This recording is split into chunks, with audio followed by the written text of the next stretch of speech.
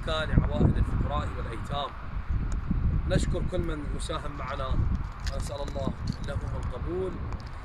علما أن باب المساهمة مفتوح إخواني، ونرجو من المؤمنين اللي يسمعون صوتنا المشاركة معنا لكي نكمل هذا العمل اللي نحاول جهد إمكاننا أنه يصير أساسه قوي ومرتب، وتضبيط الأمور من كل الجوانب حتى يصير 27 وحدة سكنية.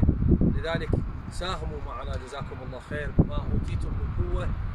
فحقيقة أرى بأنه الثواب في المساهمة في بناء بيوت العوائل الفقراء والأيتام، وأيضا غير الثواب بأنه أنت الحقوق الشرعية اللي واجب عليك تقدر تخليها هنا، لأنها فعلا تكون